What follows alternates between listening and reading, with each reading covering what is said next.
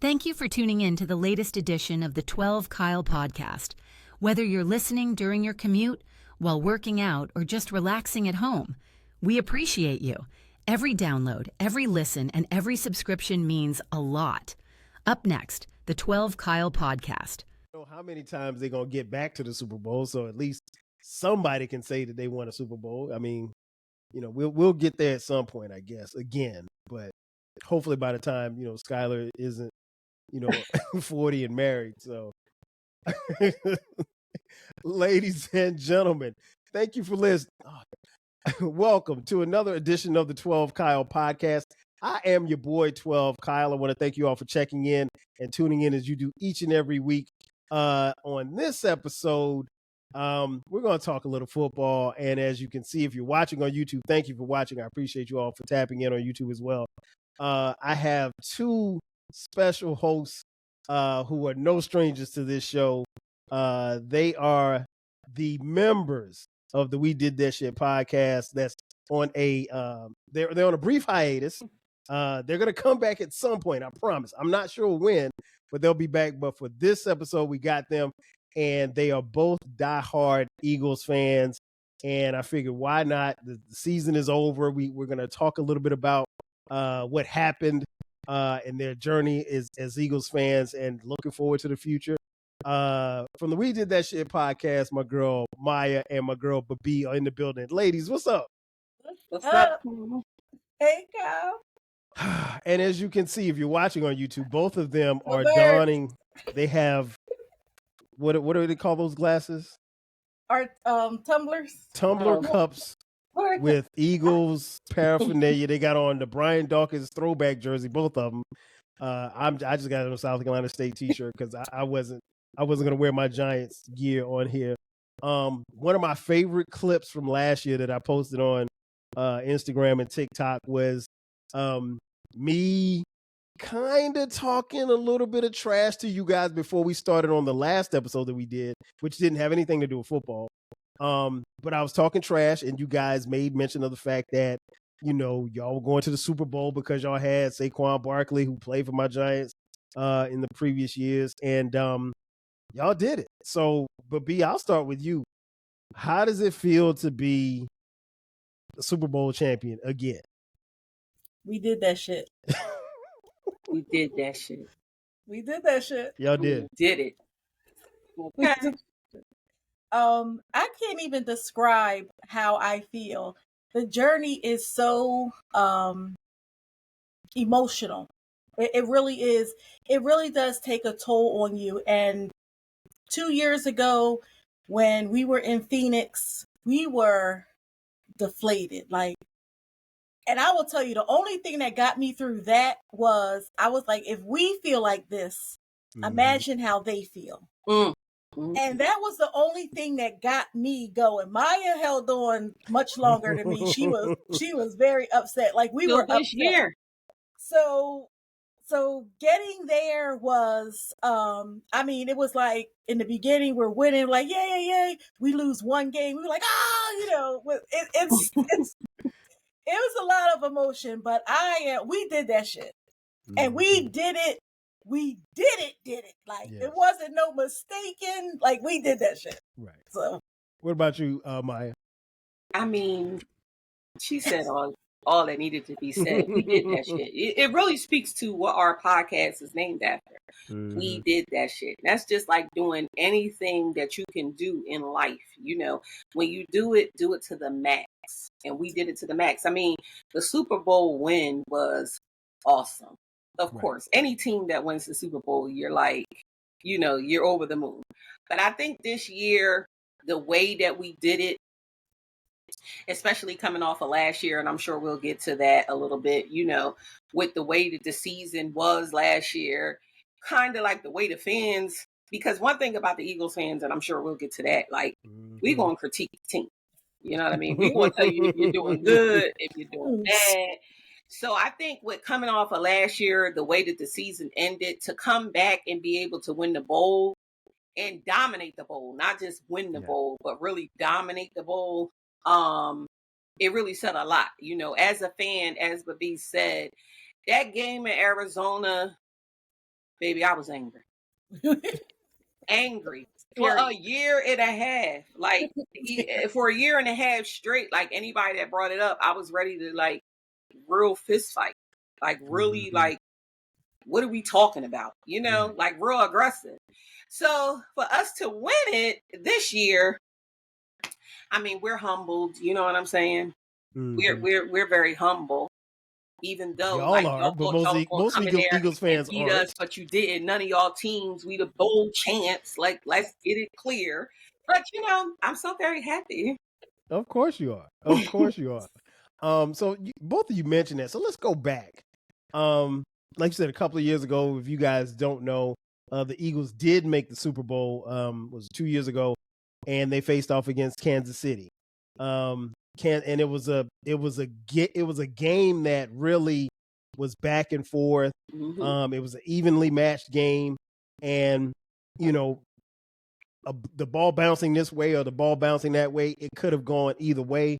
Jalen Hurts, the Eagles quarterback, played what I thought was a pretty good game. He had one mistake. He had a costly fumble that was returned for a touchdown that ultimately was the difference in the game. So what's it like? Because both of you went to that game in Arizona.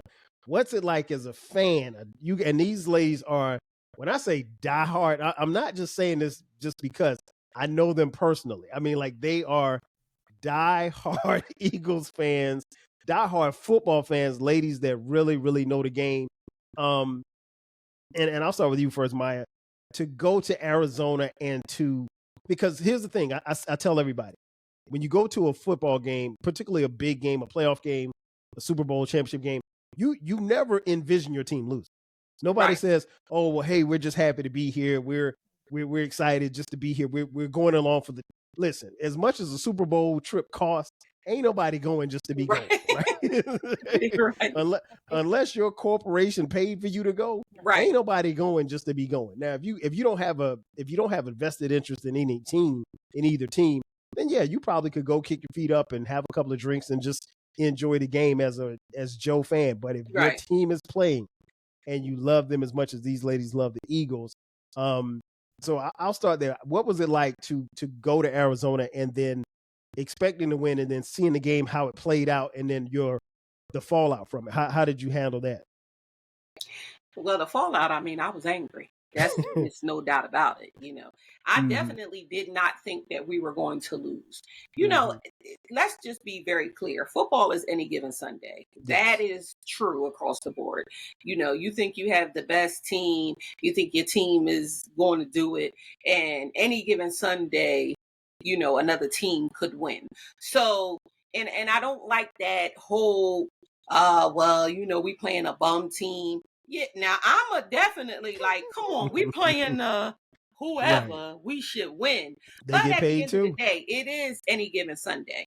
I want to go back to something that you said though. Okay. That game didn't come down to Jalen having a fumble. No, it that didn't. game came down. That wasn't the catalyst that made us lose the game, because at the end of the day, when Jalen fumbled and they returned it back for a touchdown, we scored the next play. Yeah, as soon as we got the ball, had a lot of time. Again. They had a lot of time. That game came down to coaching, point blank, period. It's nothing else but coaching. And that'll come back to the Super Bowl this year.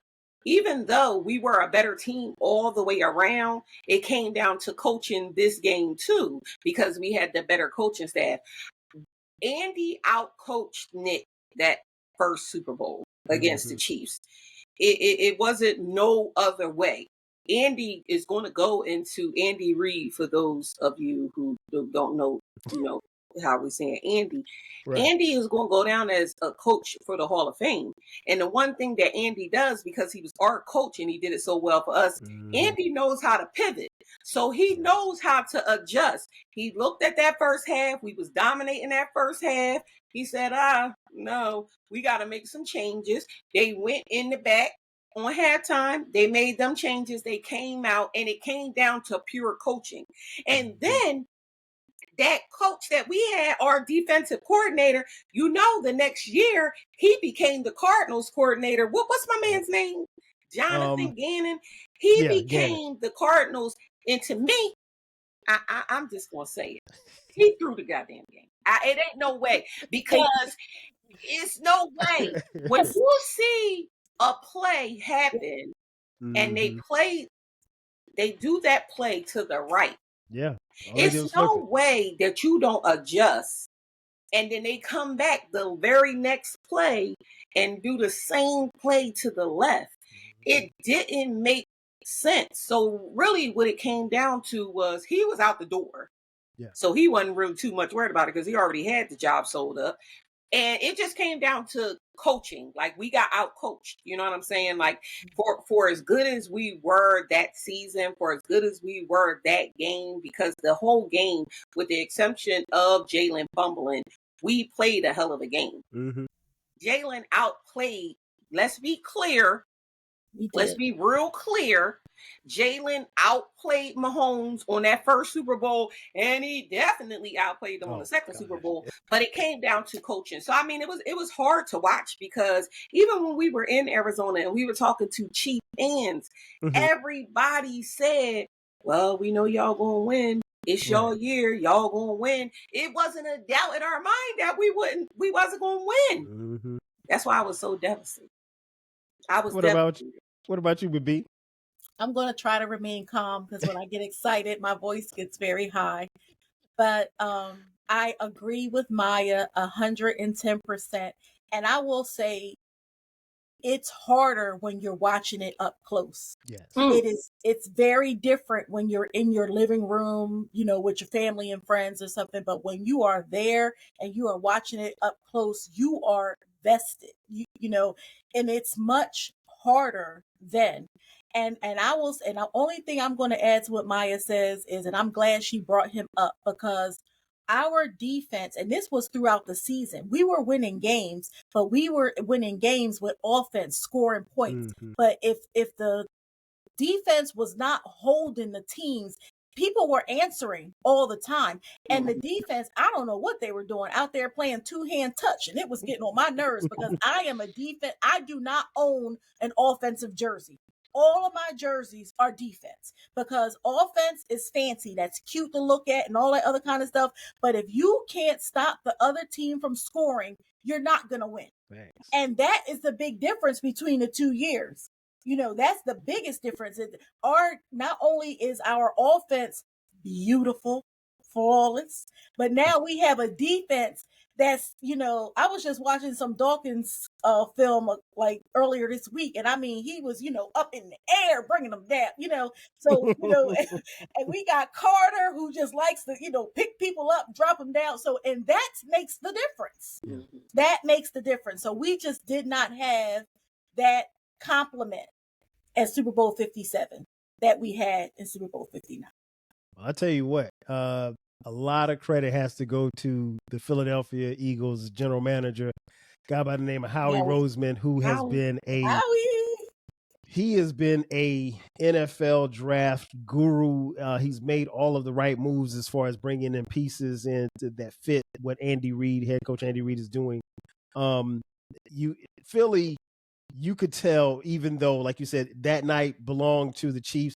One thing my coach used to always tell us in college when I was at South Carolina State, he would say, there's never one play that loses the game. He's like, there's always 5 to 7 plays throughout the game that you can say, okay, hey, if we would have done this, we would have won. And I think, that fumble that Hurts had probably was one of those things, but it didn't cost you the game, because like you said, they ended up scoring and you still had plenty of time left and not being able to make the adjustments on the fly.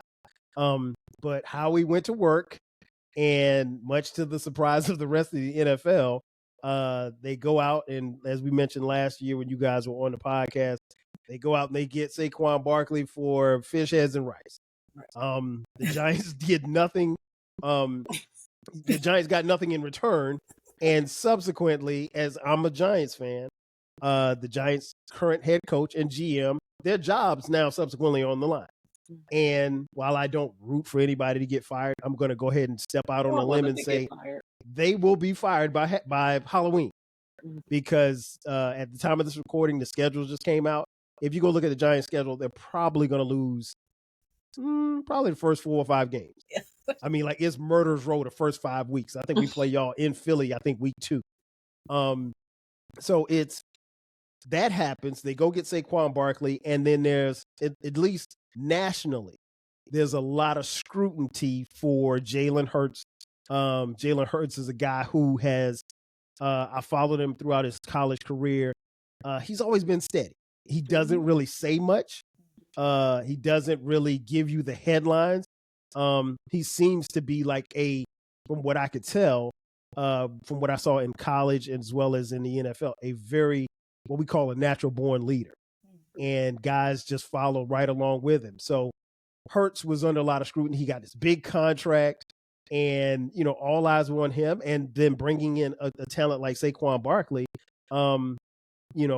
definitely made his job a whole lot easier. So then the season starts last year and Philly gets on a roll.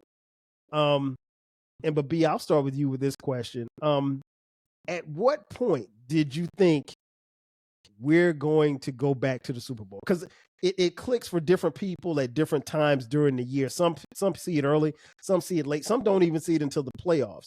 I mean, we knew that Philly was a good team, but Philly, I think you guys got off to like an 8-0 start last year, 9-0, something like that. Yeah. Okay, so at what point did you? What point did you say we're going back to the Super Bowl? By our bye week. Okay.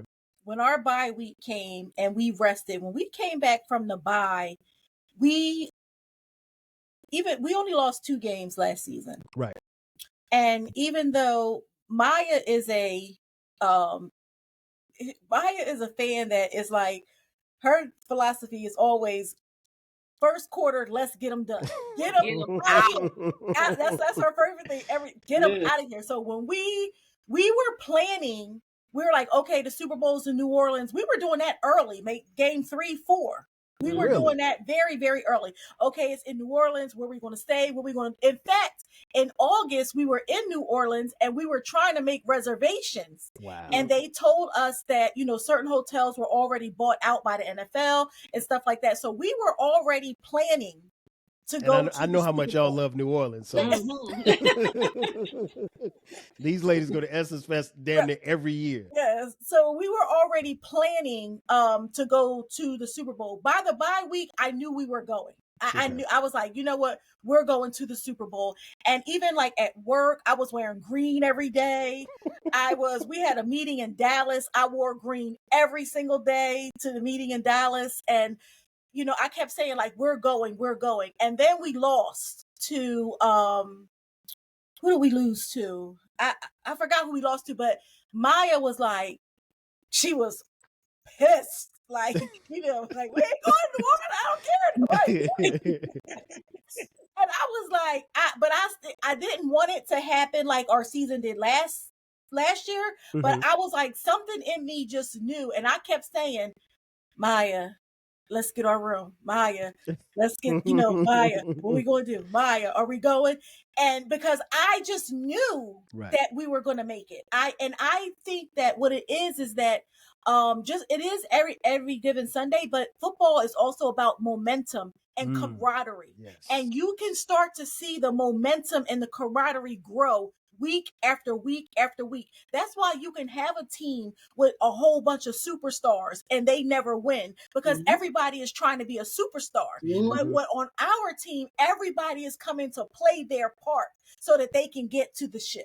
And you were seeing it week after week after week, even in the loss. And I'm not talking about the one where Mya really went off. But, you can see that we had that thing that was going to make us tight, and it was getting strengthened week after week after week. And I was like, we're going. That's why I was saving my money, and thank goodness because I needed it. But I knew it. Okay. I knew it. Okay. What about you, Mya? When did you know that this was going to be the year for the Philadelphia Eagles?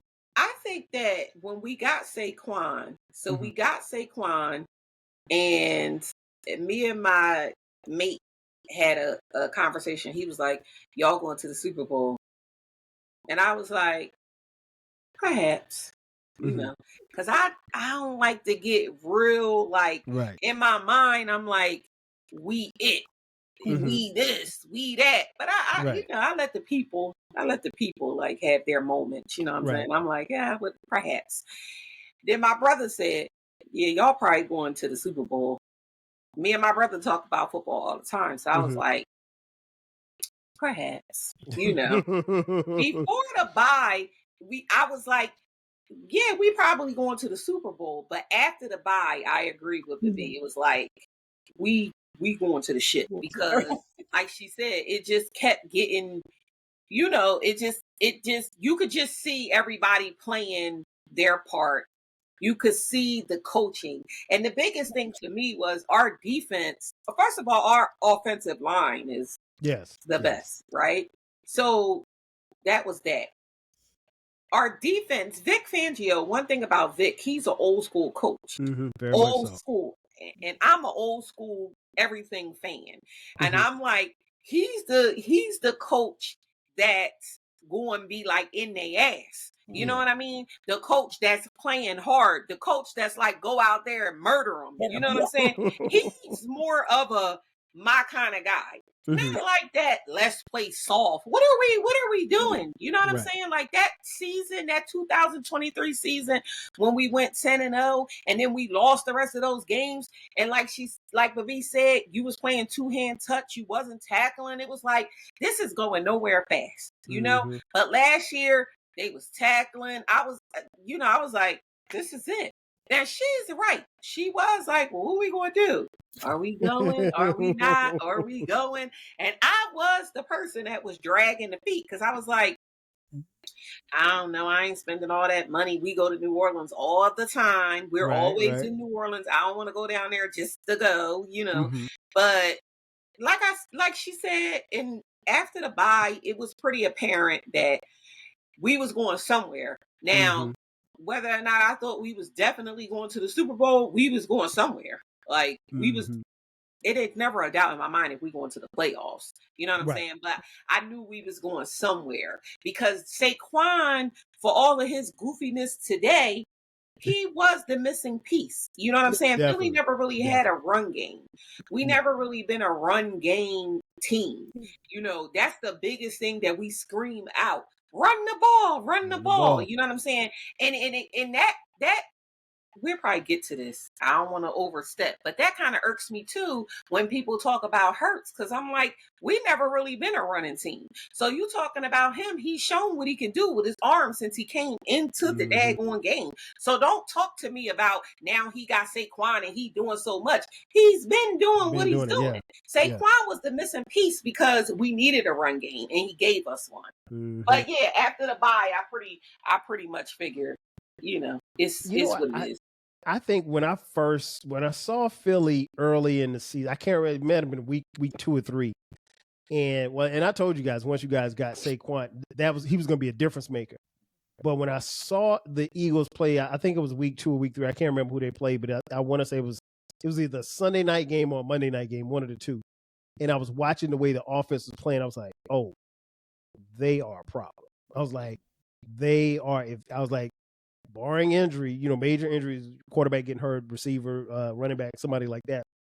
I was like, because the thing is that Philly what I noticed was everybody notices, obviously, your quarterback play, your running back play, but they were dominating on both sides of the offensive and defensive line. And, my dad used to always tell us when he coached me as a kid, he said, hey, the game of football is a simple game. It's like the team that blocks the best and tackles the best, usually the team that wins. And he said, you can't win a game without winning the line of scrimmage. And Philly was really like, there were a couple of plays I saw where Saquon Barkley, he was getting the ball, but he wasn't getting touched until he was 7-8 yards down the field. If you have offensive plays like that, you as a coordinator, I could call plays. You know what I'm saying? It makes their job so much easier. And then the thing I think that started to really resonate with me was hearing and I don't know how much you guys pay attention or if you pay attention to it at all, what the national media was saying. The national media started picking at little small, this is when you know a team is good. When they start picking at the little small things. Oh, is this Jalen Hurts' team or is this Saquon Barkley's team? And that stuff has nothing to do with anything, right? Right. And so when I saw that, I was like, they got a chance. I didn't know who was going to win the Super Bowl, but I was like, they're going to be a problem. Everybody was focused on Detroit, and Detroit was good. I thought it was going to be Detroit versus Philly for the NFC Championship game. Detroit didn't make it. Everybody thought that. Yeah, I mean, like Detroit thought that. and Commanders fans thought it too. Right, but they had a lot of injuries, in their defense. They did at the end of the season. They had a lot of injuries, and truth be told, whatever. It didn't matter. Well, it didn't matter who was coming. They was leaving. It works in your favor because like injuries are it's just a part of the game. But yeah, when you start seeing stuff like that and you hear the kind of the nitpicking, and then of course your coach is a lightning rod, Nick Sirianni. You either love him or you hate him. There's really no in between. And so when you started seeing that, and then I was like, okay, Philly is legit. So the season rolls on, you roll into the playoffs. Well, actually, let me go back. The Eagles made a simple play very famous. For those of you who don't watch football, it's called the Tush Push. It is a very simple play. It is a play that they've made famous. It is a play that they've made so famous that there are actually teams that want the play banned. It's a legal play. It's where the quarterback lines up. He takes a quarterback sneak, and he is pushed forward by his running back, and he pushes himself forward. The offensive linemen submerge themselves, and they usually get the first down. Or if it's third down or fourth down, they usually get the first down. I can't really think of too many times where they didn't get a first down. What do y'all think about all of this? There was some backlash last year, and then subsequently, I think it was the Packers took it to the player committee, a competition committee with the NFL during this offseason, suggesting that the play be banned. What do you think about that? Haters gonna hate. That's what I think about it. Haters gonna hate, and also it's the brotherly shove. Everybody keep calling it the Tush Push. They really don't like that name. It is known by the Tush Push, but it is the brotherly shove, and I think it is an excellent play. It speaks to the strength. It takes a lot of physical strength to push through another line and get that ball over the line.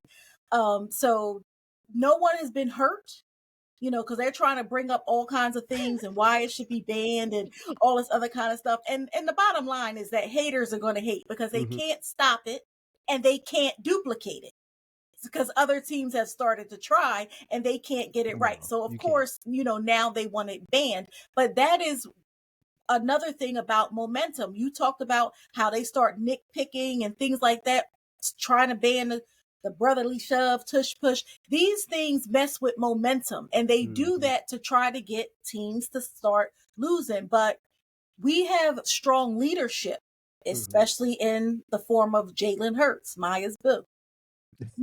And he keeps it together. He keeps them focused on, be focused on a goal. So that's what I think it is. It's a bunch of malarkey.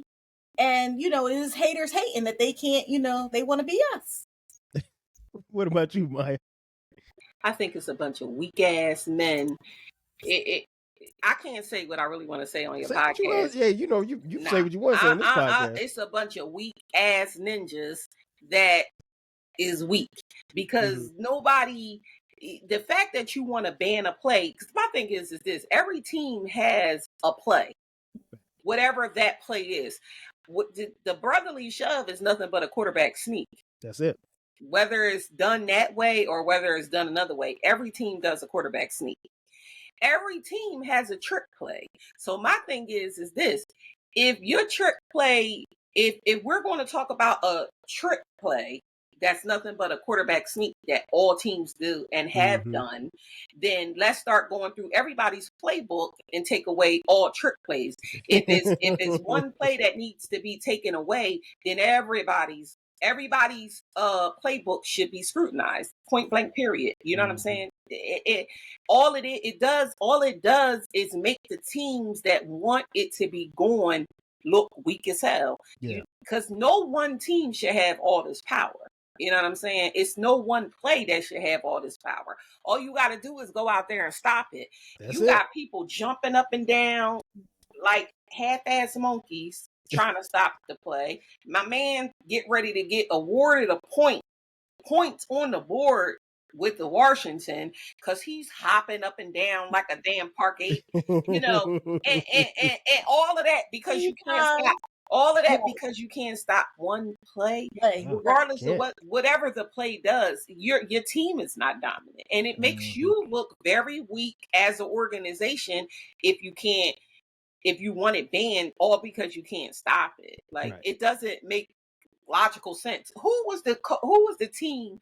I don't remember who said it. It was one of the teams. He was like, all people got to do is go out. One of their head coaches. He was like, all people got to do is go out there and find some way to stop it. Like that's it. Right. So there's a simple way to stop it. Get ahead. If you're ahead, if you're winning by 20, then there ain't gonna be no tush push. Exactly. Right. I mean, like I didn't like the fact that Green Bay. I wasn't surprised at all because it had been floated around. Normally, if you hear stuff kind of floating around in NFL circles, it usually will come out. These people are bad at hiding secrets. I was actually surprised they put a name to it because normally this type of stuff is submitted anonymously. Yeah. The Green Bay Packers put their name, and I don't even think y'all played the Packers last year, right? We played them in the playoffs. Okay. And we played them in we played our first game in Brazil. Okay. So maybe that's what it was. They lost then and they lost in the playoffs. Yeah. Well, yeah, I know they lost in the playoffs. But I mean, like my thing is just stop it. Like it's totally legal because the NFL rules state that you cannot pull a player forward. It doesn't say anything about pushing them forward. Right. So it's well within the record. And I'm not about to advocate for changing the NFL rules just because you can't stop a play because they could do it. They could do that play. Any and every team could do it if they wanted to. They just choose not to, and maybe they don't have the personnel to do it. Right. So you guys go on this run. You make it to the Super. I mean, in dominating fashion, you dominate throughout the playoffs. The game in the snow. You guys went to that game, right? Let me just tell you about that game. I went to that game, and let me tell you about. I wasn't there, but B went. I went to the game. So, and I'm gonna tell you, I wanted to go to the game, but they said it was going to rain. It was going to be freezing rain. Now, if the snow is already on the ground or snowing, not a problem. But the freezing rain, I was like, we don't do rain. Right. So I'm just going to say my 70-plus-year-old auntie, who is like the leader of the pack. Her and my uncle have been season ticket holders since 1978. Wow. You think we fans? That's where we get it from. Wow. First of all, she was the first one at the parade. She got there before the police. I mean, she punked me into going to the game. She was like, "Come on, baby, you going?" I was like, "Oh, auntie, it's supposed to be like freezing rain." She was like, "That's football." I mean, by the time she finished, I was like, "Okay." Wow. She came out with these Buddy Ryan goose down coats. That they definitely don't make was no out more. there. Do you hear me? Wow. And had a ball. I was so glad that I went. But since I went and like you still high. So next week I'm like, Mya, we gotta go to the game. Come on. So yeah. That's crazy. I mean, it looked beautiful on TV. It was a whiteout. I've never, having played football in high school and college and growing up in South Carolina, I never played in the snow. Never had a snow game. Oh, so that's if I could change anything about my football career, I would have loved to have played in the snow. Obviously we don't get a lot of snow in the South anyway, but to see it on TV but Philly just dominated. And then, who was that? I think y'all played Washington, and the first play, before people could even sit down, Saquon Barkley takes a sweep off the left-hand side, and he goes like 55 yards untouched. Like nobody. The thing that I tried to impress upon people as I was watching that game, I was texting with friends, my homies. I was like, they are running basic plays, and they are blowing people out of the way. Like you don't see that level of dominance. Now you can see somebody run 50 yards. Mm-hmm. You rarely see people run 50 yards untouched. Like nobody got close to it.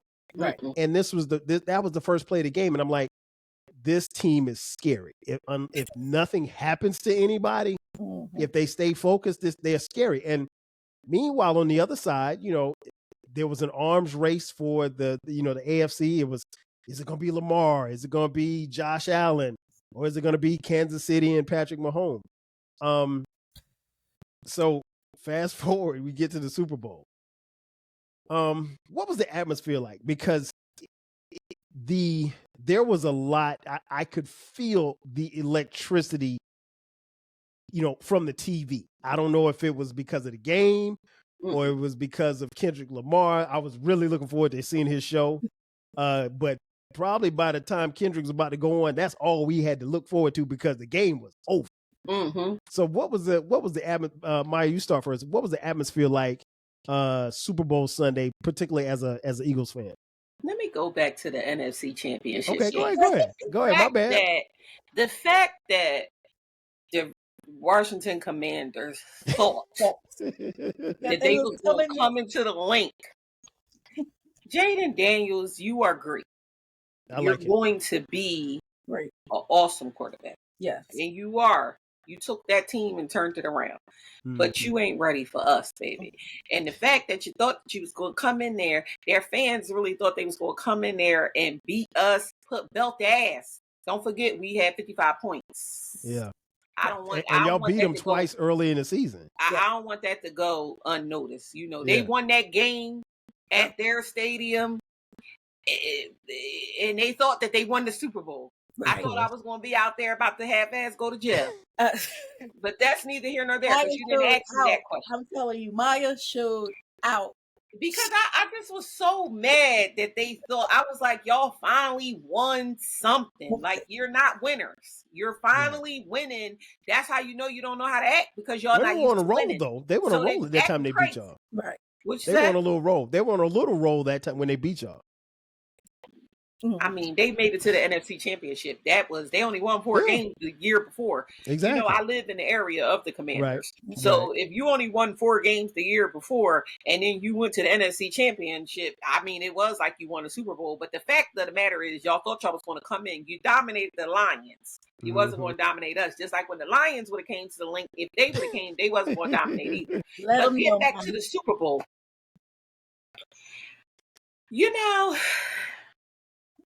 We knew we was going to New Orleans, right? Mm-hmm.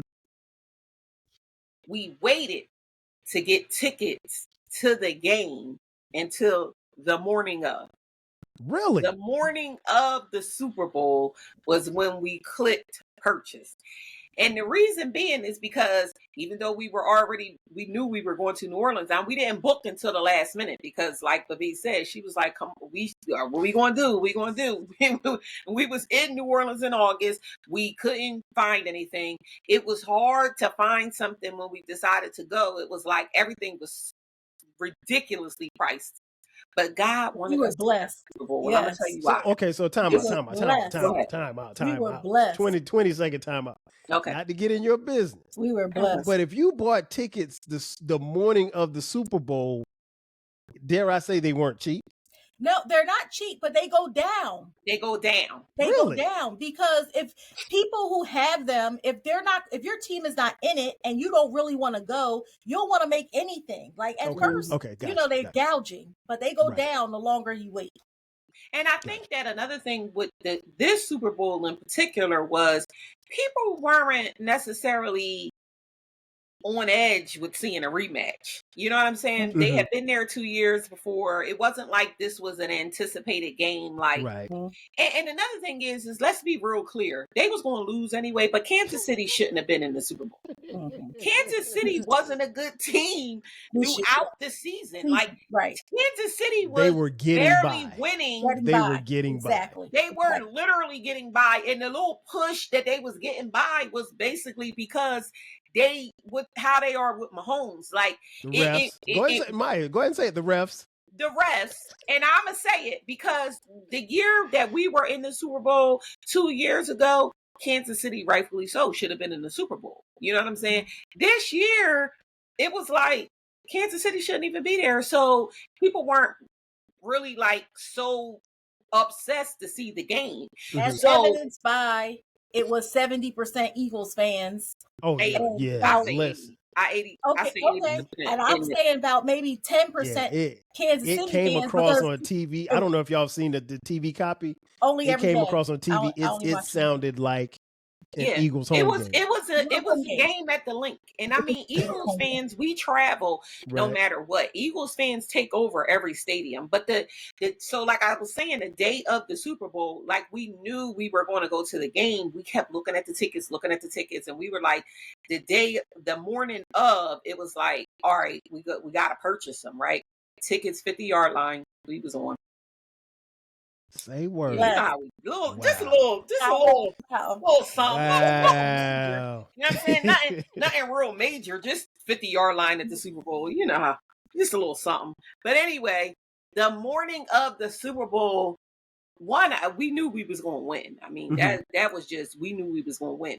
But it was really like, wow, we're going to the damn Super Bowl. Like, can you believe it? You know, not as Eagles fans, but and I'm sure Bib, you'll touch on this. It was just like, wow, two little black girls, you know what I'm saying? Like, we going to the Super Bowl. It was, you know, it's to get to that point in your life. Even, you know, it's like one thing as a fan of sports, and you know, you watch the Super Bowl on TV, you never think like, I'm going to be there one day. It's not something that you don't think that you can accomplish. It's just like, you just don't even think about it. It's just kind of like, when I was young, I was just thinking like, who the hell goes to the Super Bowl? You know what I'm saying? Like, who can just go to the Super Bowl? It wasn't like I thought about the price or anything. It just was like, it has to be certain people that go to the Super Bowl. And I just didn't think about being one of those people. But here we are right now. We're in the Super Bowl. Our team in the Super Bowl. My love, Jalen, leading the Super Bowl. You know what I'm saying? So oh my God. it was just like the excitement of it all. Us, you know, getting to the ship, being able to go to the game. Knowing that we was getting ready to go in there and dominate. I didn't even think we was going to dominate in the way that we did, but knowing that we was going to dominate, the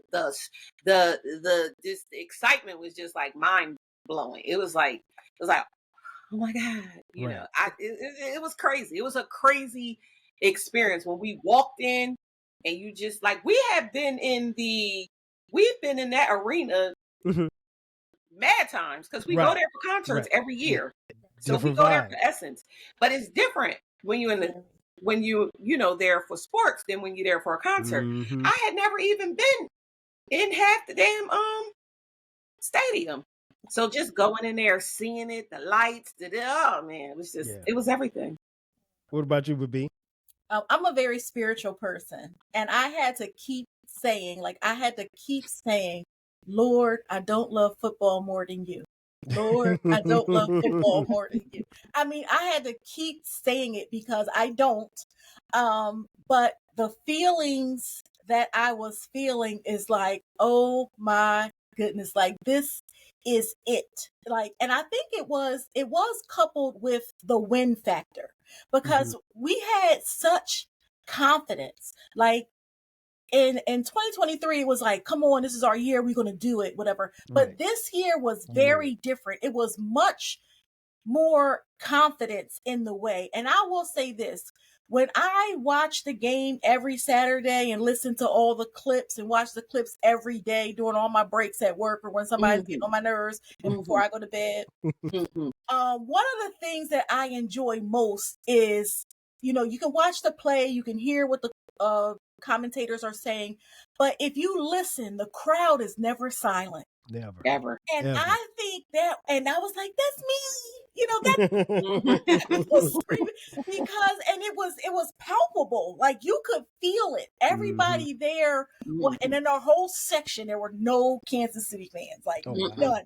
No Kansas City fans. To the right of us or to the left of us. Nowhere. None. Nothing. No, it was all Eagles fans. And and the boy sitting next to me was in the 8th grade. I was like, must be nice. But, you know, so I was just like, it really was something to treasure. And yeah, and I will do it again.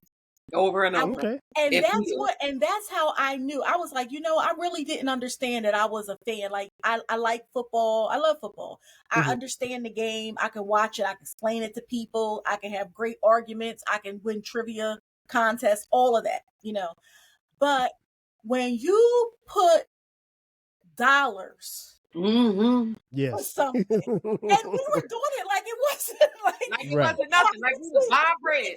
Yes, like when you start putting dollars to this thing, You're invested. you are like, and I was like, wow, I didn't even realize I loved them so much. Even, we were I was in a meeting in California wearing green every day. That's because we were going to the Super Bowl, and steady texting Maya, what about this? What about this? We're trying to find a place to stay and everything. And my coworkers are like, all right, but B, that's a lot of money. I'm looking at them like, my goodness, I didn't say, you know what I mean? Like, Right. it just doesn't matter. But it was absolute, and just the fact that when we were looking at the tickets, and I was like, no, we have to sit on this side, and Maya was like, what's the difference? I was like, well, that says AFC, we NFC, let's sit on this side. And so we could see everything going on the sidelines. We could see all the players, and I that could see Jalen it was like this. Me and you Now you know that man married now. now. Young He's Tim. married. He married now. He wasn't married at the time, but he married wasn't. now. And I mean, it was a great. let's It was not a talk great, about Jalen and his marriage. And me. That's a perfect segue because I do want to talk about Jalen Hurts. Jalen Hurts has been amazing. He has if you followed his career, at Georgia and then Oklahoma, and even coming into the league, he's had his detractors. But he's, like I said earlier, he remains steady. He's remained confident in what he does and his abilities, and he just doesn't really succumb to the nonsense. The thing that I really appreciated about Super Bowl Sunday was like in watching it, and I had no dog in the fight. I knew Philly was going to win, but I had no dog in the fight. The thing that was more impressive to me of just about everything that I saw, Jalen Hurts that day, and who knows, maybe if they play 100 times, this doesn't happen. But that particular day, Jalen Hurts was clearly the best quarterback on the field. Now, Patrick Mahomes is going to go down as one of the all-time greats, and he's chasing Brady and all this other stuff. Jalen Hurts was way better, and I think the thing that was impressive to me was like all doubt was removed. Like he was to most fans, I think they had questions. Some, if you watch the games and you love football like I do and like we do, I don't think there's any question as to how good he is, because he shows that on a consistent week-to-week basis, and it's not always the numbers. Maybe he throws for 400 yards one week, maybe he rushes for 200 yards. It just depends. He does whatever Philly needs him to do to win, because Jalen, he just wants to win. But he was dominant. Science. He was dominant. I don't know who was more dominant, Jalen Hurts or that Philadelphia Eagles defense, because it didn't take long before I was like, oh, Kansas City's in trouble. They're not scoring. That was listen. Yes. Patrick Mahomes, I want to say the first two drives, they had negative yards. They did not even the thing, and I don't know if you guys picked this up, but they didn't even attempt to run the ball. No. If you open up the game and you throw 6 straight passes, then that means that either you don't believe in your running game or you see something and you're trying to exploit something. There was nothing for Philly. There was nothing on that defense they could exploit. Right. And midway through the first quarter, you saw a look on Patrick Mahomes' face and Kelsey's face and Andy Reid's face like, oh shit, we can't beat them. And that, as someone who's played football all their lives, when you can put that look on somebody's, and as an opponent, and it was interesting going back and hearing like the sideline stuff when when they have them mic'd up and stuff. Philly knew it. They could see it. They was like, oh, we got him. They were talking shit. It was like, oh, we got him. We're gonna run this play. We need to run this. And by the second quarter, Patrick Mahomes, when he would drop back, he wasn't even looking for his receivers. He was looking to see if a rush was coming. And they were just teeing off on him. But Jalen Hurts was incredible. Jalen Hurts was unstoppable. The bomb that he threw at the end of the first half, beautiful. I mean, like, and hit him in stride. And as a former receiver, I can appreciate that because he did everything that he was supposed to do on that play, and he got the ball there, and that's all you can ask for as a quarterback. So you guys dominate, you win the Super Bowl. What was it like? And I know it's a crazy question, but what was it like just watching the confetti come down and realize that your team and you too are world champions? It was everything. It was everything. But it wasn't, the confetti coming down wasn't even the icing on the cake. The 6 sacks was the icing on the cake. The fact that they didn't get a third down ever in the whole first that half was the icing on the cake. The fact that they didn't score until in 35 seconds. Let's be clear, that was the icing on the cake. You know what I'm saying? The fact that when Cooper DeJean had that pick, the look of defeat on their face when they started. And the thing is, it goes back to what I said. They shouldn't have been there. They were not a dominant team that should have been there. They didn't have, first of all, Kelsey. I can't stand that Kelsey. I like our Kelsey, but I don't like that other Kelsey because I don't like no white man that's trying to act like he black when it's, you know, I don't like. Did y'all see Swift Taylor at the game? I don't like none of that. Did y'all see Swift Taylor at the game? And they booed her. They only showed her on a jumbotron one time, and as soon as they showed her, they just started booing, and she was like, "What did I do?" Because you know, Philly, we don't care about none of that bull crap. We here to play a game. We don't care about no celebrities. We don't care. Right. You ain't no celebrity when you. Then what are you doing? This is about football. This is not about no Taylor Swift. So. Kelsey, you know, time to retire, boo. Do something. You got to do something different. Ever since he got that white mullet haircut, you see what's been going on with him. You know, he looks like a police officer now. Mahomes, you couldn't do nothing. Jalen was the better quarterback on the field that Super Bowl and the last. And that's be very clear. And I want to go back to something that you said talking about Jalen Hurts. I do pay attention to the national media. Okay. I watch sports TV all the time.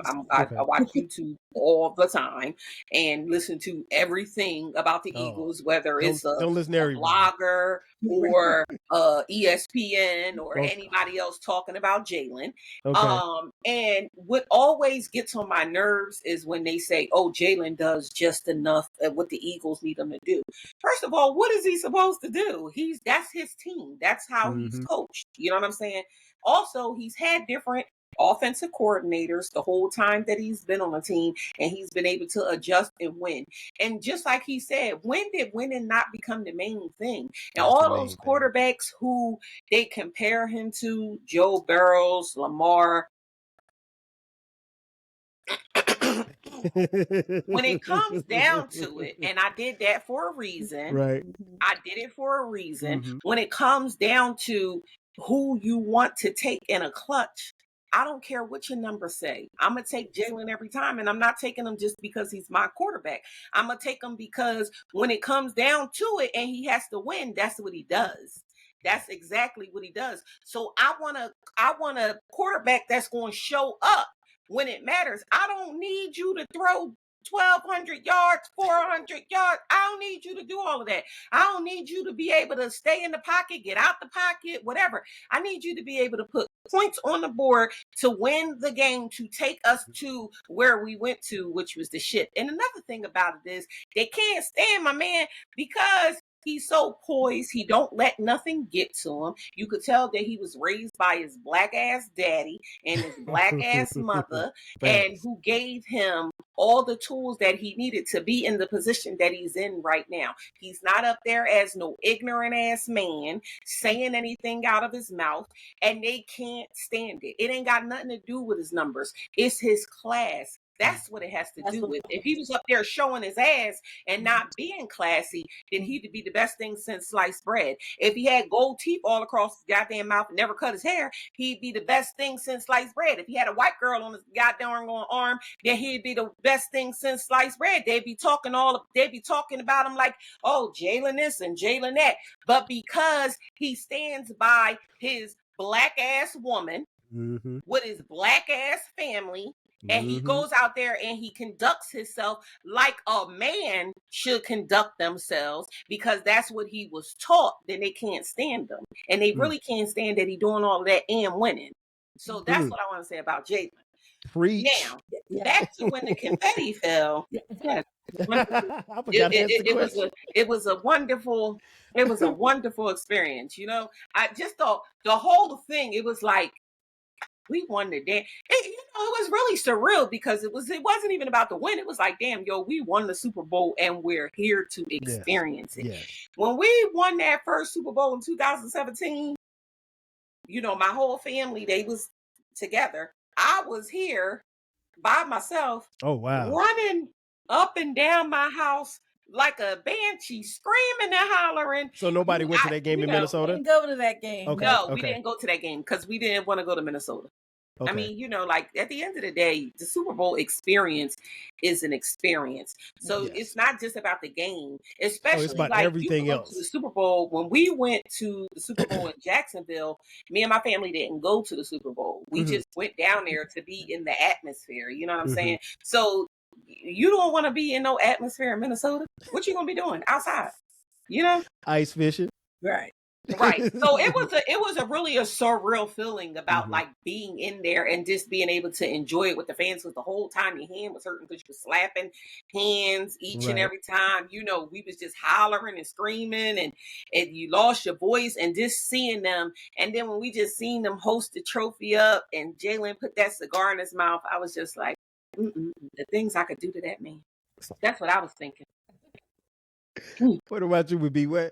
What did it feel like when it was finally all? Well, I mean, because technically the game was literally over in like the second quarter, but we still had more time to play. Yes. And even some of the commentary on social media, which was like, I hope the Eagles don't go Falcons. I was like, no, the Eagles ain't gonna go Falcons. I was like, the Eagles, they low key don't like this team, and they low key don't like the fact that people have been picking them all this time, so they're going to try to blow them out, which is what we saw. What did you take from the final ticks and the final celebration after? This is, first of all, at the game, we knew it was over. We knew it was at first half it was over. Yeah. And when they came out and still couldn't score, they knew it was over. and I honestly think they knew it was over in the second quarter. Yeah, they had to know. They were feeling. I think they were deflated in the second quarter. But when they came out in the second, the second half, they thought they was like, all right, come on, let's get our mojo back. Let's get this done.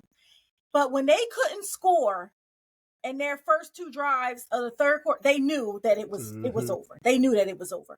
So for us, it was about, and I like a blowout. People are talking about, oh, it should have been closer, da da da. Yeah. Oh, I was about to say, you can cuss. Fuck you. Yeah. Right. Get them out of here early. Because first of all, it was the Super Bowl. It wasn't close, and this Super Bowl is going to go down in history. This Super Bowl is going to go down in history. So we want to blow them out. We love that. And even though we knew we won, everybody stayed put.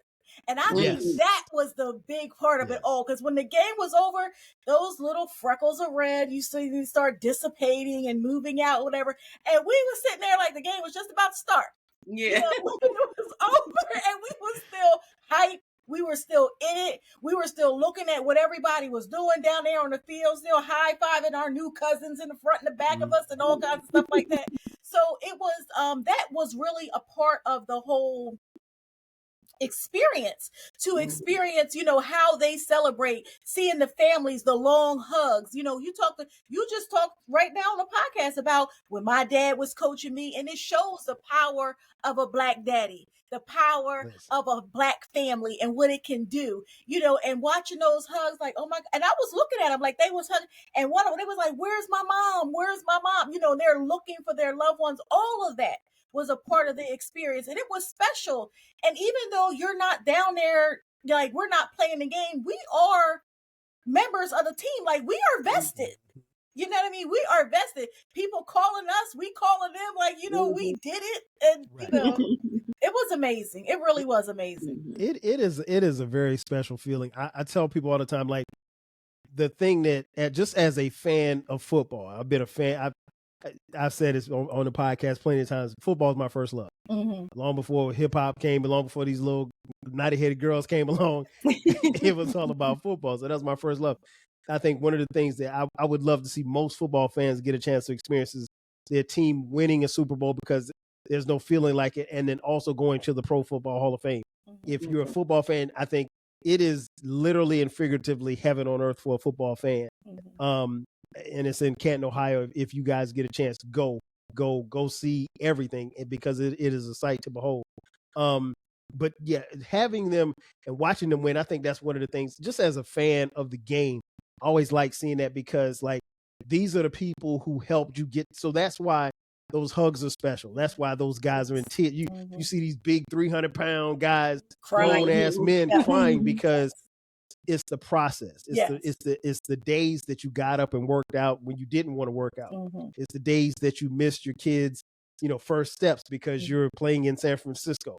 It's the days that, your mom is sick, or your grandfather who put a football in your hand he passed away before you played your first game. Those type of things and those stories, and everybody has those stories, and they're so relatable.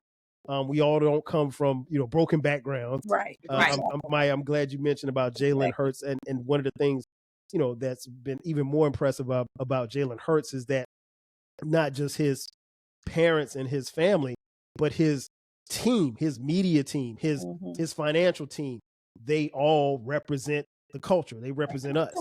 And they look like him, and they are relatable to him. And you don't really see that. I mean, like he has a black agent. Like you don't see a lot of black agents, period. Speaking of black and white, my man Saquon Barkley. Saquon Barkley did his thing on the field. Incredible football player. Saquon Barkley is and I think he's been married for a few years now. His wife is not black. She's white. No, they're not married. They're not married? No. I thought they were married. They're not married. Oh. So that's a baby mama. Okay. They have been together for a long time, but they are not married. So how did it was brought to, because Twitter keeps receipts. Some recent tweets that came out that his girlfriend used the N-word. She had nigga this, nigga that on some tweets. How did that? Bibbi, you're in Philly. How did that play out amongst Philly fans? Were they cool with it? Was there some backlash, or was they like, oh well, it don't matter to me. He didn't say it, so how did that go over?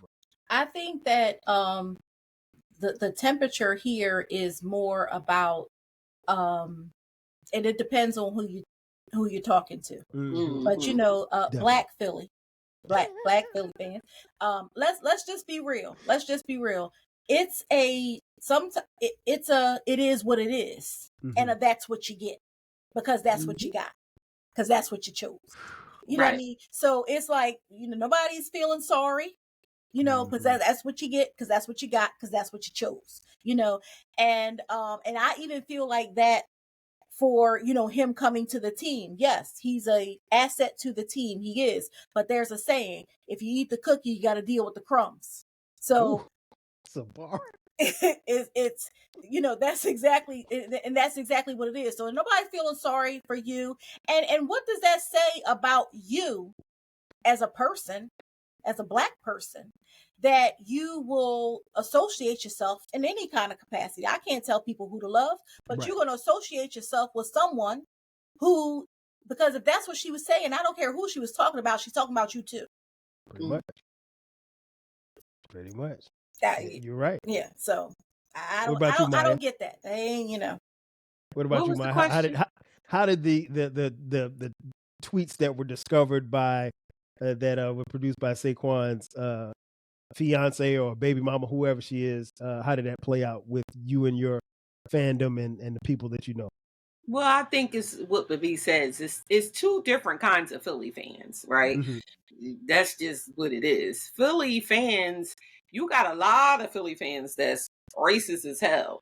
Them fans, them white fans in South Philly and all that. It's a two thing. They like run nigga run, you know what I'm saying? Because you winning the game, but they don't care about you outside of that. You know what I'm saying? They care about the fact that you are a eagle, and when you become not an eagle, then you just a regular ass Black man that's just out there doing whatever. And while you an eagle, they don't care really about your life. They just care about the fact that you out there winning the game. So that's just what it is. I mean, we're not oblivious to the fact that you have. That's why we always say, when people be like, oh, Philly fans is like this and Philly fans is like that, we always say, be very clear. It's a specific people that's like that. It's a specific fan that you have that's the reason why they have a jail, or they had a jail in the stadium. Yeah. You know what I'm saying? That's not a regular Philly fan across the board. Mhm. Philly fans are passionate, but we're not like aggressive in that way. A specific fan is. So, I mean, I feel like, just like what B said, you got what you got. That's what it is. Y'all get with these white girls. Y'all think these white girls got your best interest at heart. They don't have your best interest at heart. They have your best interest at heart when you're making money and when you are somebody.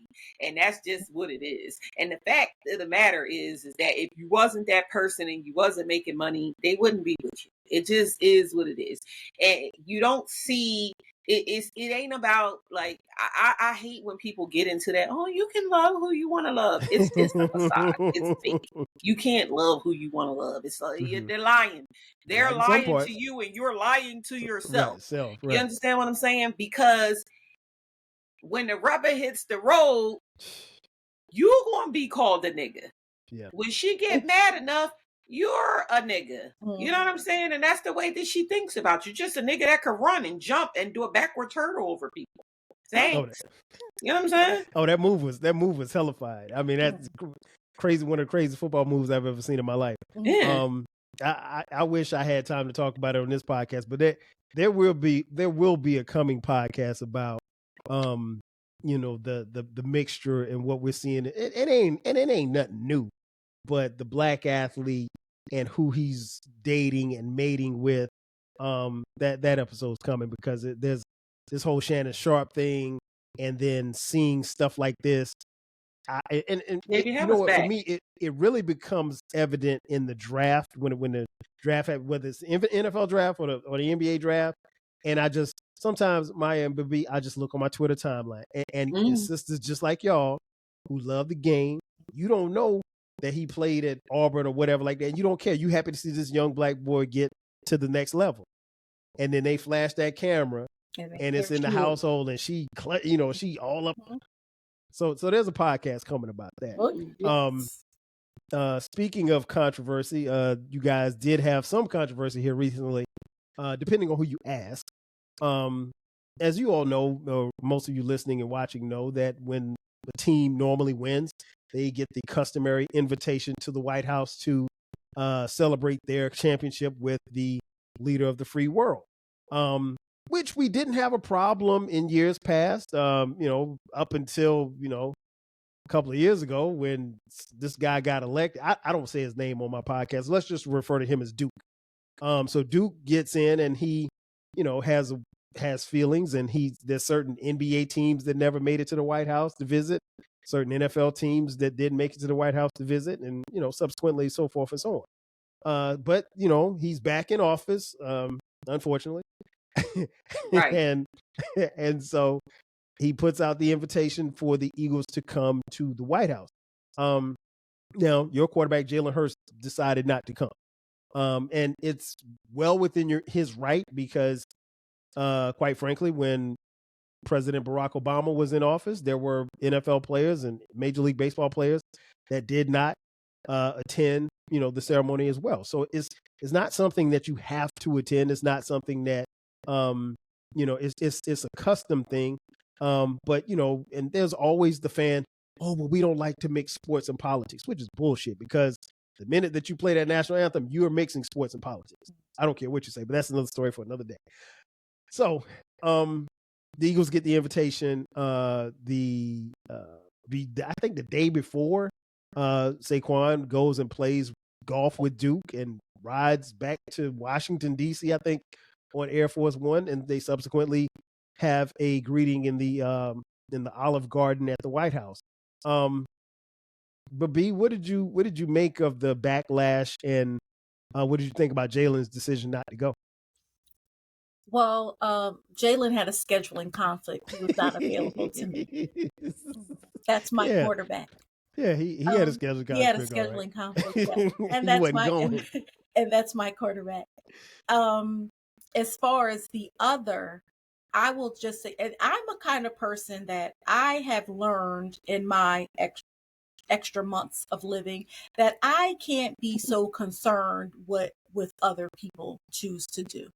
However, Mya says this all the time. Like, people say, I can't believe it. I can believe it. And I will Yeah. say this. He went to Penn State and loved every day of it.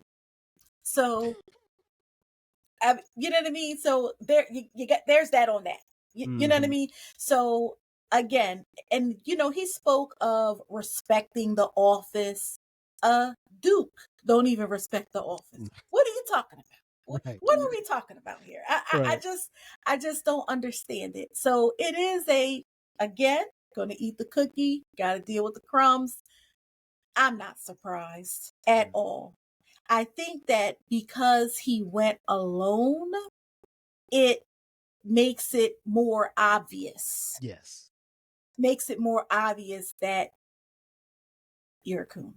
Like, it makes it more obvious. And I'm also glad that you brought up, there were a lot of athletes who did not accept the invitation when Barack Obama was in office. Yes. And people don't talk about that. No, they don't talk about how they disrespected him and they weren't respecting the office and all of that kind of stuff. They don't talk about that. They're only talking about it, in this situation, which is, not fair and not relevant because you do not have to come.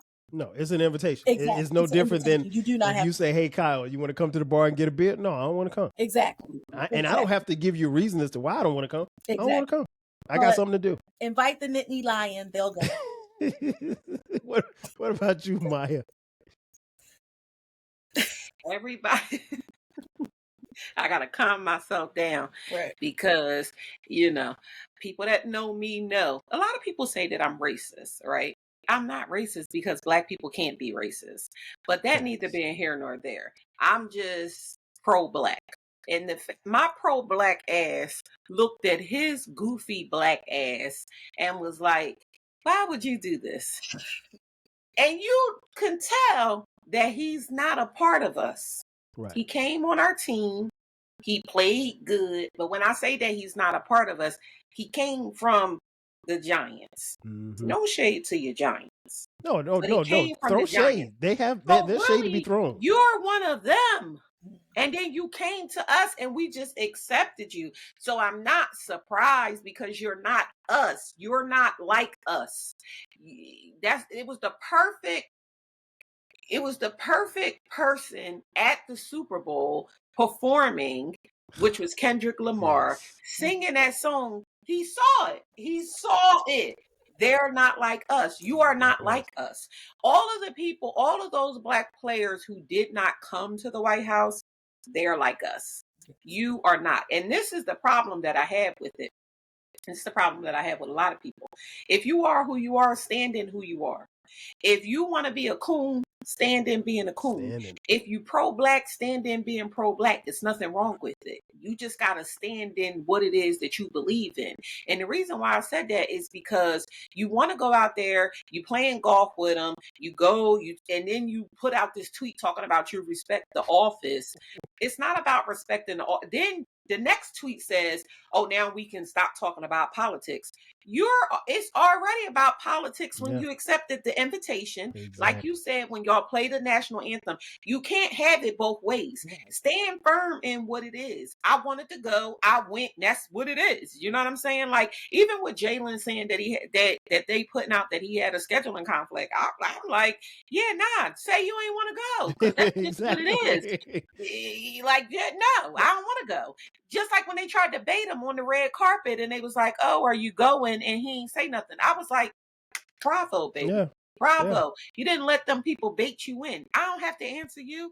I don't have to say nothing. And I say that all the time.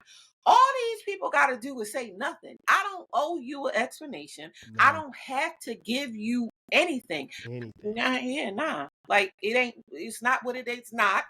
It's not going to be what it's not. I ain't going. Point blank, period. So Saquon going, like, like Bibbi said, he went to Penn State. He got a white woman on his arm. She's saying, nigga, you cool with it. You in the club with the whites thinking that you one of them. And that's another biggest thing that I have. Y'all think because you get some money that you're now on the level. You're not. They're always going to show you exactly who they are. It's just like when I started off and I said, the white people love you when it's run, nigga, run, because you're doing something that they want you to do. It's not about whether or not they like you as a person. So you're going up there, you're smiling, you're shucking, you're jiving, you're doing all of this shit that you don't even have to do. You could have just went to the joint, stood up cool. there, That's it. took your picture, and that's it. You out there, you don't even realize you smiling so damn hard. They using you as a damn prop, like they do most of the people that they bring into their lair. They using you as a prop, and you don't even see it. And instead of you not feeding into it, just going because you respect the office, like you said, you're up there smiling and laughing and cheesing just like the prop that you are, looking like a dumbass. Right. And it pisses me off, not because your black ass is black and you're doing it. It pisses me off because now you're on our team. You know what I'm saying? Now it's like, what am I going to do now when you're running and scoring a touchdown? Now I can't even be like, oh, go Saquon. Well, I mean, it's transactional. I mean, like you still he's a part of the team. So I say this all the time. Here's what I always say. When it comes to sports, it's always going to be about the name on the front of the jersey, not the back. As fans, we care, but we really don't care. I mean, because if we're being honest and being even in true enough, and I came to this realization several years ago. As much as I love football, I also understand that these men are putting their life, their livelihood. Now they're getting paid handsomely for it, but they're putting their livelihoods on the line. And 95% of them, when they finish playing, I probably will never think of them again. And they're going to be fucked up. Their heads going to have, they have health issues. Some of them are literally carving off years of their lives for my entertainment. They're getting paid handsomely for it, but there's an interaction there. And so I don't really, how can I put this? I don't get too charged up about it. If Saquon was, if this were the Giants and he was still on the team, I wouldn't feel any way about it. I mean, it's like, I would be, like you said, Bibbi, I'm not even disappointed. That's what it is, that you have clearly stated or shown me who you are. I would appreciate it more if you just stand in it and say like, this is my guy. I'm rocking with him. I'm going. Okay, cool. So you over there. That's cool. I got no problem with that. What I do have a problem with is, like you said, the tweet. Hey, well, why do we have to talk about politics? Bro, the minute you accepted his invitation. And again, like you said, and I hadn't even thought about it till you said it, he was out there by himself. It wasn't like it was him, the coach, the GM, Howie, and the team owner, Lurie. It was just him by himself. And so you couldn't wait to go.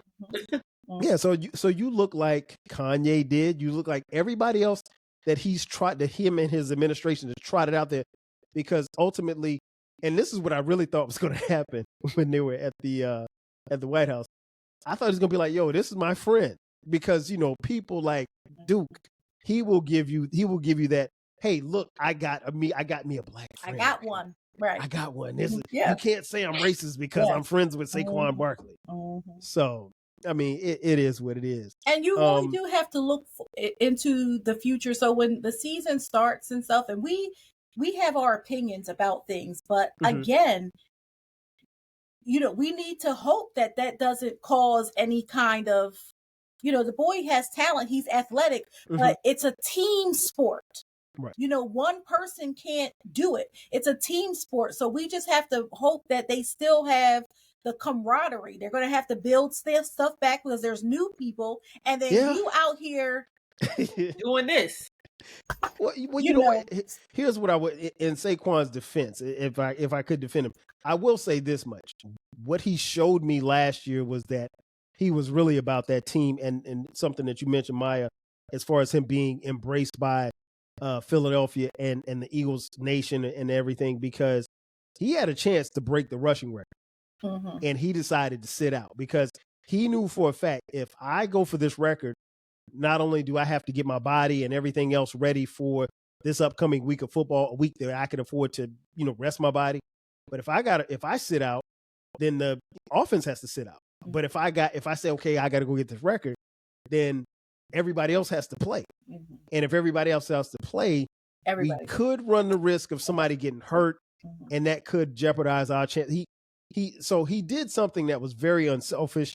And I was surprised, not so much that I didn't think he was selfish or unselfish, but I know that record that he was right up on, very few people get close to. And he would have easily broken that record. And that's a record that stood, I think, for 40 years.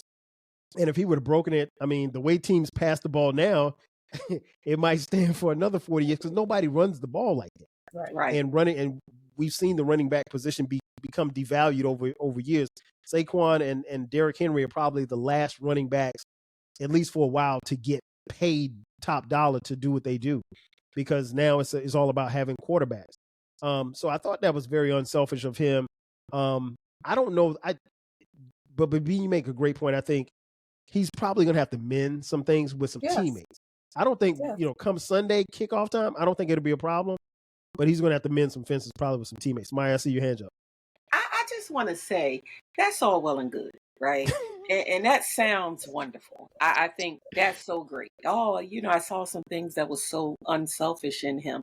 The problem with doing things like he did, it diminishes that, right? So, and this is for me. I can't speak for anybody else because I can only speak for me and how I look at somebody. And this ain't got nothing to do with, I also don't want to get into that, I don't look at them. It's just like, oh, you just look at them as sports. No. Like us as people, we got to start looking at the picture across the board. We have to stop. And this is not what this is about, because this is about the Eagles. But I just have to say this in closing. We have to stop looking at it like, oh, well, it doesn't affect me in that way. It does. It affects all of us. And all of the things that you did, when you do one thing, my mother always said, everybody is one mistake, 1 second away from changing their whole life, changing the trajectory of your whole life. And so I'm not saying that him going out there and taking a picture with Duke and playing golf with Duke is now changing his trajectory of his whole life, but it makes me look at him differently. As a Black man, I don't give a shit what his ass can do. I don't care if you can run, jump, skip, hop, and you took us to the Super Bowl, because guess what? You did. You were a part of the reason why we were able to go and spend all our damn money and watch that confetti come down. You know what I'm saying? You were. But for me, and I only can speak for me, I look at people and what does your character say? Now, Bibbi said you don't got good character if you're still in cable. I'll still cable. So I mean, it is what it is. But outside of that, who are you? You know what I'm saying? What do you stand for? Like, dead ass, if you don't stand for something, you will fall for anything. And you fell for anything. It makes me look at you a different way. It does. The first thing I think about now when I think about you is this. Not all of the great things that you did throughout the season. Not the fact that you probably going to have a nonprofit in the city. Not the fact that you you made the sacrifice for the rushing yards and blah, blah, blah, blah. It's like, all right. Remember when he was standing up there with old boy? That's what I'm saying. We have to be very mindful of who we are and what we really truly want our legacy to be outside of this game. Like you said, you shaving off years of your life, and the only thing somebody gonna remember about you now, not that you almost crushed the yardage and won the jump, and it ain't gonna be another one for 40 years. Now everybody gonna look at you and be like, remember when this dumbass was standing up there with old boy? You know what I'm saying? Like, so that's the reason why the passion comes out in the way that it does. And that's the reason why I'm like, damn, when you run it down the field, now I can't even be like, go Saquon, go. And it ain't just Saquon. This is really across the board in whoever it is. If I can leave with anything, it's like, what do you really truly want your legacy to be? Like, you want your legacy to be like this? and that you with a chick that's calling niggas niggas, like what is it? You know what I'm saying? So that's the reason why I'm so passionate about it, because like Black people stand up, like stand for something.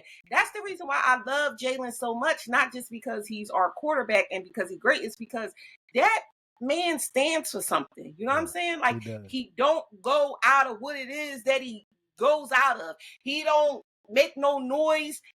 That ain't who he is. He out there, he doing a job. It is what it is. And when his legacy is all said and done, that's what people going to remember. They ain't talking about the fact that he throwing so many yards now. They think that he a bust. But when it's all said and done, they going to know that he got Super Bowls under his belt, that he did it with class. You know what I'm saying? And he wasn't standing up there with Duke. So, you know what I'm saying? That it's just like, come on. Listen, Jalen Hurts. I'm just passionate about. You are fine. People, you know what I'm saying? I say this about Jalen Hurts, and it goes back to his time at Georgia. And you guys remember Jalen Hurts they were in the national championship game. He was not playing well at all. And so he gets benched. Tua Tagovailoa comes in, throws the game-winning touchdown. The first person, as Tua's running off the field, the first person you see grabbing him is Jalen Hurts. Jalen Hurts is celebrating as they win the national championship at Alabama, which is something that they were dominant. And Nick Saban the head coach, was in a tough position because you normally don't bench your starting quarterback in the biggest game of the year. But he took that and he was humble about it. And he recognized, well, hey, I wasn't playing well. And then he was like, well, hey, maybe this Tua Tagovailoa kid is going to play here and maybe I need to leave. And he was still humble enough to leave and then still succeed at Oklahoma and then subsequently with Philly. So the class that you mentioned, he's exhibited that throughout his career. So you ain't got to worry about him catching no DUIs. You ain't got to worry about him playing golf with Duke. He's going to stand on something. He's going to stand on business, and he's going to carry himself in a way that, as not just as a Philly fan, but even as a Giants fan, you look at the brother and you be proud of who he is and what he's doing. Even you don't want him to be too successful against your team, but you want him to, keep doing what he's doing and being who he is. Before we get out of here, I gotta ask, since the season is right around the corner, and Bibbi, I'll start with you. What y'all gonna do this year? If there's a team that will have a three-peat, it will be the Philadelphia Eagles. But you gotta win. You gotta go back to back. If there's a team what she said. that has a three-peat, it will be the Philadelphia Eagles. Because so you're saying Philly's gonna win this year? If you heard what I said. I did not mix my words. If there's a team that will have a three-peat, it will be the Philadelphia Eagles. If you look at us, when we win, we beat the best. We beat the Patriots. When we won our first Super Bowl, we beat the Goofs. When we won our second Super Bowl, because they just knew they was coming in there to do something. So if there's a three-peat, it will be by the Philadelphia Eagles. And we have some good talent. We made out very good in the draft. You did. How we worked this magic. I already reserved my Jihad jersey. Got it on reserve, ready for it. You're going to have number 30. I like that number too. It's my birthday. I'm good. Okay. So we're looking good this year. We're looking good this year. And like I said, it's all about the defense because our offense works. We can put points on the board. And it's up to our defense to stop them from scoring. We in. Okay. Mya, your predictions? Well, it's like when I started out, I don't like to, in my mind, I'm like, oh, it is what it is. But, I'm going to say what I said, perhaps, I think that we're in a good position. The team, we lost some players, but one thing I like that Howie does and that the Eagles have done over the last couple of years is the team is younger, so, and if they can be coached up, then we'll be fine. I was kind of like, the only player that I was like, really like, oh, why would they get rid of him was CJ. And I thought not just because CJ is a good player, but like his energy, I think you need that kind of energy in the locker room and things like that. But they drafted younger. The defense is young, Very young. Have our offense is pretty, our line is the same. So I think that if we look at the team as like from what we had last year to what we have this year, I think we'll be good. And if I'm not going to say like, oh, are we going back to the Super Bowl? Perhaps. And you see what my perhaps got us last year. So I'm not ruling it out. And then when I look at the other teams, because like we pay attention to football, so it's not like we just fans because we look good in the Eagles jerseys. Right. We pay attention to the game. We pay attention to the other teams. I seen how the other teams drafted. I seen how we drafted. I see how Vic Fangio, like I said, is an old school coach. He's gonna get them young boys right in shape. And if it's any indication from what our defense did last year, them young boys that came in, DeJean and all of them, the year that they had as rookies, I think we'll be good. What about your Giants? I know this is about the Eagles, but what do you think about the Giants? Yeah, this podcast is definitely about the Eagles. Okay. But I will answer your question. I don't really have a lot of hope. We did get Russell Wilson and Jameis Winston, and I think Russell Wilson might be a year or two younger than me and Bibbi. So I don't know. I think we're probably, well, here's the thing. The owner came out and said, it's not a good sign if your owner comes out and say, well, hey, you know what? I could have fired these guys. That ain't a good sign. And to say I could have fired these guys, but I'm not going to fire them, but they're going to start the season on a hot seat, and you pretty much have most of the team coming back, so you basically we have to make the playoffs for the coach to keep his job and the general manager to keep his job, and that's not going to happen. So and I told you, I took a brief glance at the schedule. It's murderer's row. Like, so if we don't have the Russell Wilson from Seattle, it's gonna be a long time. So, and he's long gone. Yes, exactly. So I'm looking forward to the season. I'm looking forward to talking trash. I'm looking forward to. Who knows? I may even show up for a game this year. But my thing is always, if I go to a Giants game, it's got to be early in the season, because God bless y'all. Huh? I said it's cold up there. Yeah. Y'all, God bless y'all. Y'all are some troopers. That game that you went to in the snow, I would have been it. Only if I could have sat in the booth or one of those box seats or one of those, in the heat. No, I'm bougie like that. I can't do snow. I don't like being cold. So right. And it's a different feeling when you're on the football field, because you don't really feel how cold it is. In the stands, if they say it's 20 and the link, I know the wind comes through there and everything, man, wind chill below 5. No, I don't need that. And we out there tailgating before the game. Yeah, y'all be out there like at 7 o'clock in the morning. No, man. No. I pulled the Falcons came here to Atlanta, so went to that game and we lost. But it was good to be. But that game was inside and it was in December. So, but no, I think it'll be. If I had to put a prediction, we'll probably win 6 games. Like I said, it won't be enough. The coach and the GM may be fired by Halloween, so they might be at your local homecoming. So who knows? They won't be employed. But just as a fan, I'm looking. I love football, so yeah. I'm one of those people that even when my team, now I'm gonna watch my team, but after that, I want to watch a good game. So I'll be watching. I'll watch your Eagles. I watch and then I mean, like, somebody has to hate on the Cowboys, so I'm always here for that. Well, you get on board. We played them our first game, so I won't be rooting for anybody, but I will be rooting for y'all. If that makes sense.